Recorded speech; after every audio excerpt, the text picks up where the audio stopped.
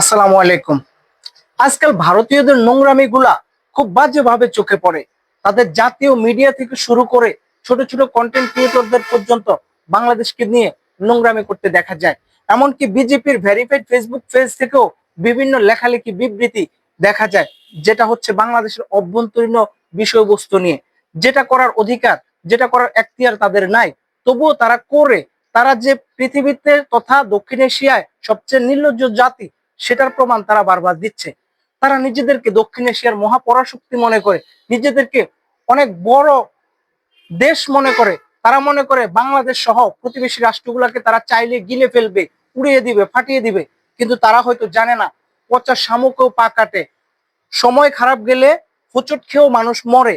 তারা হয়তো এই ব্যাপারগুলা জানে না, তবুও তারা নোংরামের সীমা দিন দিন পার করে যাচ্ছে।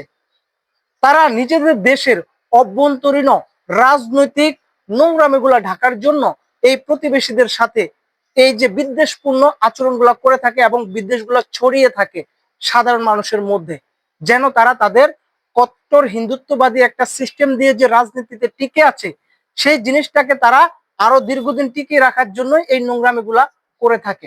পৃথিবীতে কোনো জাতি অস্ত্রের ঝঞ্ঝনানি কট্টর ধর্ম ব্যবসা দিয়া টিকে থাকতে পারে নাই, হয়তো তারাও পারবে না। তারা যদি নিজেদেরকে খুব বড় মহাশক্তি পরাশক্তি মনে করে থাকে, তাহলে তাদেরকে অটোমান সাম্রাজ্যের ব্যাপারে জানা উচিত, রোমান সাম্রাজ্যের ব্যাপারে জানা উচিত, এমনকি জার্মান পরাশক্তির ব্যাপারে জানা উচিত।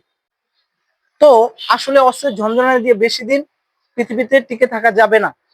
হয়তো আমরা ছোট রাষ্ট্র, তাদের কিছু করতে পারবো না, কিন্তু তাদের সমপরিমাণের পরাশক্তি পৃথিবীতে কিন্তু ছড়িয়ে ছিটিয়ে আছে।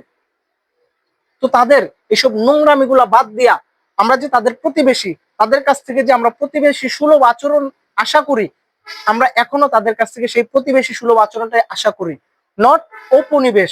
কারণ আমরা তাদের উপনিবেশ না, আমরা এবং একটি স্বাধীন সার্বভৌম রাষ্ট্র।